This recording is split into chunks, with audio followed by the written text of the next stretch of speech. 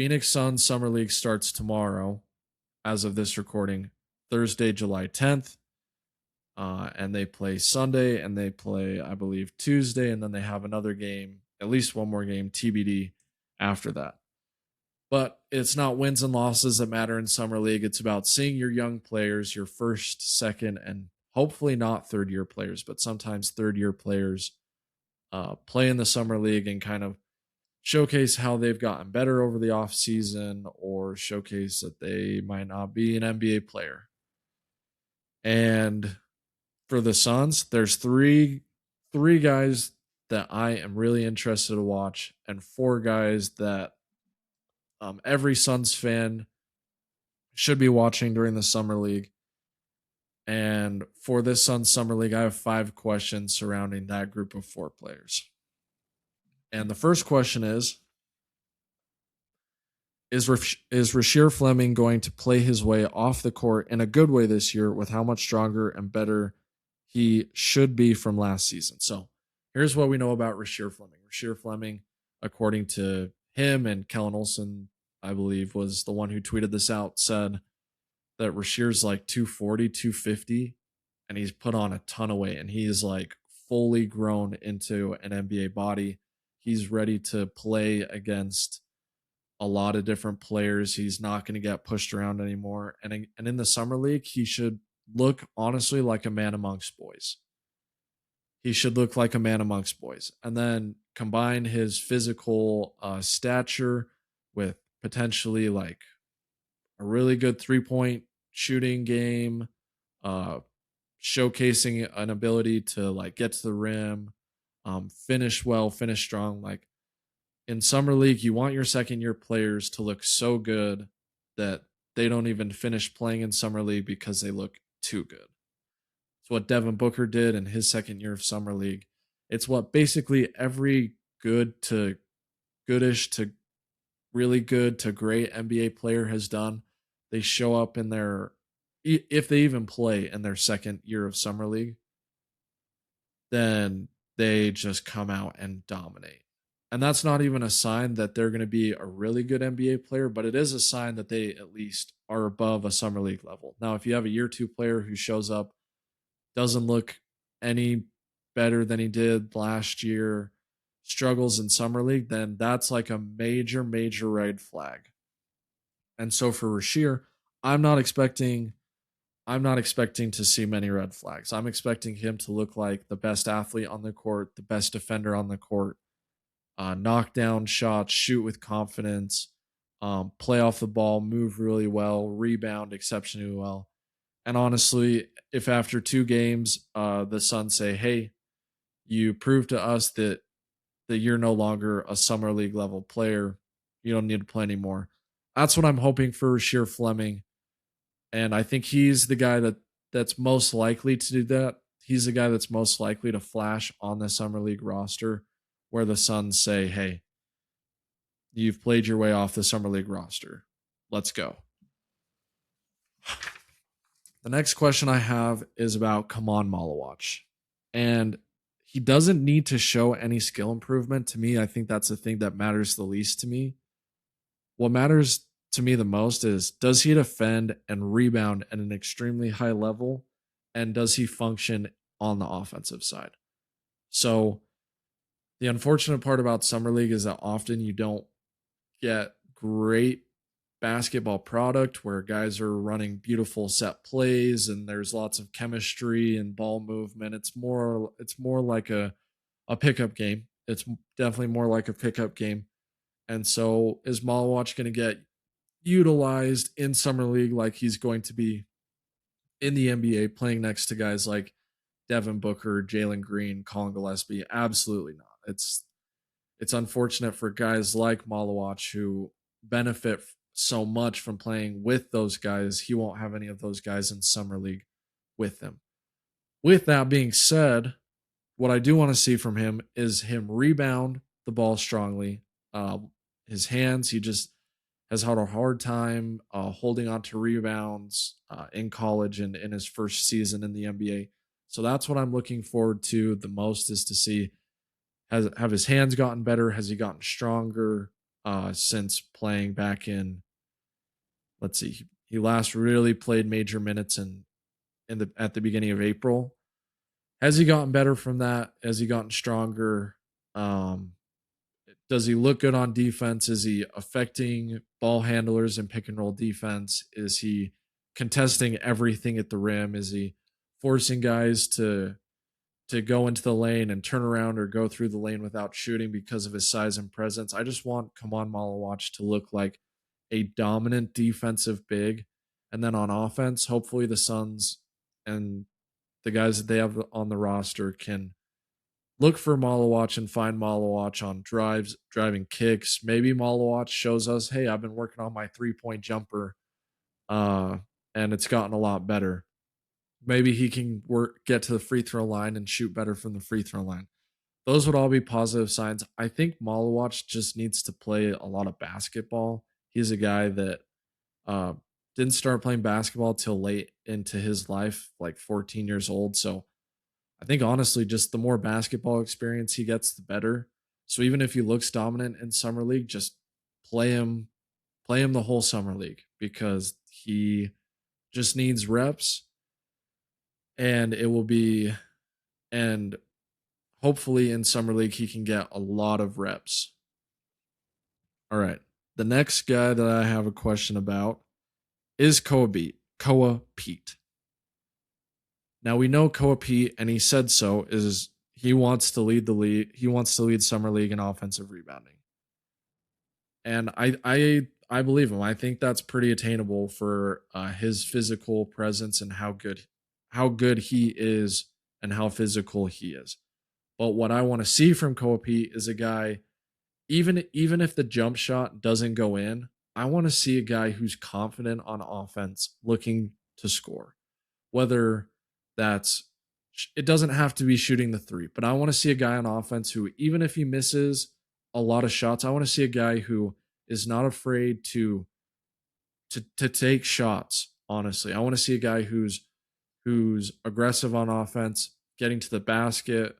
I want to see a guy who's aggressive, looking for his pull up jump shot. Something that he was really good at Arizona was the intermediate mid range game and scoring out of that. It was, I don't remember who they played in the Elite Eight, but like he pretty much, oh, it was Purdue. Against Purdue, he just kind of took over in the mid range area to create some separation in that second half. He led Arizona in scoring in the NCAA tournament after having kind of a not a letdown, not a letdown kind of performance in the Big 12, but because of injuries and just how stacked that Arizona team was, he didn't have this like big scoring Big 12 conference season that a lot of people thought he might have.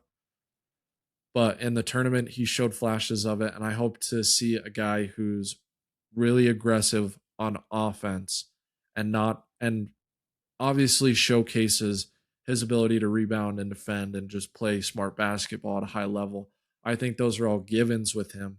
So what I want to see from him is a guy who's aggressive, trying to score the basketball and create for others. The last guy that I have a question about is Kobe Brea. And does he look like a summer league player or an NBA player? Already talked about this a little bit, just general summer league. But if Kobe Brea is going to have a career in the NBA, he's going to have to show up this summer league and shoot the lights out of the ball. He's going to have to score at a really high level, and he's going to have to prove that, hey, like, I might get picked on in the NBA, but like none of these, like, I'm not going to get picked on in summer league on the defensive end. So does he look like an NBA player? An NBA player should dominate summer league, or at least be the best players on the court in summer league. Maybe not dominate, because we've seen a lot of like fringe level NBA guys dominate summer league, just like 30 pieces, like all of that. So Kobe Brea should be one of the Suns' leading scorers. I think he gets a ton of rotation minutes in all of the Suns summer league games. And like how does he look? Does he shoot the ball well? It's basically it's this summer league is not just an audition for the Phoenix Suns, but it's also for the other 30 teams in the NBA because uh, Brea could be off a two-way contract halfway through the season, or if he doesn't play well in training camp, he could be gone by then too. So he has to prove himself in summer league, just not just to the Suns, but to a lot of other teams as well. So as far as future careers go, the guy who is needing a big summer league performance the most is Kobe Brea because he's on that two-way contract and was a second round draft pick for the Suns. And the last question that I have for this Phoenix Suns Summer League roster is how does the Phoenix Suns front court look playing together for the first time? So obviously it won't be next season or 2026 or probably not even 2027, but in 2028, if you're projecting what the Suns are hoping the starting lineup looks like down the road, it's Devin Booker, obviously. We don't even have to. That's just not even a question, right? It's Devin Booker. Pretty much every other spot, you're not entirely sure. Like, are they gonna bring Green back, extend Green, the Dylan Brooks extension? Is that gonna happen? Miles Bridges, they're gonna extend him, but like, is he a long term guy on the Suns or just a guy that they're gonna flip after, you know, maybe creating even more value for him? Mark Williams, like the plan is for Malawatch to be the guy in a year or two. So the future Phoenix Suns front court, if you're projecting it right now, it's Kaman Malawatch at center. It's Koa Pete at power forward, and it's Rasheer Fleming at the three. That gives the Suns a jumbo, super big, super athletic, incredibly good rebounding, defensive front court. Now, even if one of those guys isn't a starter, all three of those guys are going to be playing huge rotation minutes and will be spending a lot of time on the court together. And the very first time we get to see this as Suns fans is in this summer league, which is really exciting. It is so exciting that we get to see, hopefully, the future of the Suns organization in Koa Pete, Kaman Malawatch, and Rasheer Fleming. And it's going to be interesting to see how these guys look playing together. Is there chemistry right away? Are Koa Pete and Rasheer Fleming going to be able to play together without it looking too clunky and redundant? Can Pete and Malawatch coexist on the floor at the same time with neither being a threat to shoot from three? What is it going to look like? Can the Suns be the best defensive summer league team? Because I'm not really all that optimistic about this Sun, like them scoring a ton of points in summer league, any of the three of those guys. But does this team just like completely lock it down on the defensive end of the court and push the ball and score in fast break? Koa Pete is really, really good at scoring in transition. Rasheer Fleming was really good in college and showed some explosiveness in the NBA. Scoring in transition, Can Malawatch be that anchor in the middle that we've been looking for? And does Fleming and Pete make him look even better because they're just so big, strong, physical guys? Like that, there's so many questions about how those three are going to coexist in summer league. So I'm hoping personally that we get to see those three play a lot of minutes together, play all 4+ games that they're going to play in summer league together. That's what I want to see. I want to look at those three and say, hey, this is the future front court of the Phoenix Suns. I want to get excited about it. I want to see flashes of incredible potential from all three of those guys. If it doesn't look good at all, you know the deal. It'll be it'll be the Suns looking to, like, if those guys follow the Ryan Dunn path, they won't have much trade value. They won't have much value at all, and then it'll be Devin Booker surrounded by a bunch of nobodies again in a couple seasons, and he's just he's just been in that position too many times in his career. It's honestly unfair to him. He just has not. He's just had a very unpredictable and unfortunate career outside of his 3 to 4 year run with Chris Paul and Kevin Durant. So I'd hate that for him. And I know that I'm sure there will be a lot of the team in summer league. I mean, these guys are super close, so I'm excited to see. I'm excited to see Colin Gillespie and Jordan Goodwin and a bunch of those guys in the stands losing their minds when Malawatch does something incredible or for sure Fleming has a monster dunk. So I'm excited for to see that as well. Hopefully we get to see the Suns chemistry that was so good last season. Hopefully that continues into summer league and we see a group that's close come even closer. Like, and as much as this summer league probably isn't about this season specifically with who else the Suns have on the roster, this summer league will help us determine whether or not we should be excited about the future young draft picks from the Phoenix Suns for the next 2 to 3 seasons or not. Hey, you made it to the end of the video. Thank you so much for watching.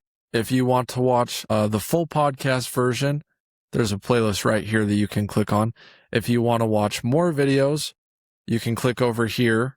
And please remember to always, always, always like the video, comment on the video, subscribe if you haven't already. Follow us on Instagram, Twitter, Facebook, TikTok. We're all there all the time. So please follow us. Please continue to support the AZ Sports Podcast. And I will see you on the next episode.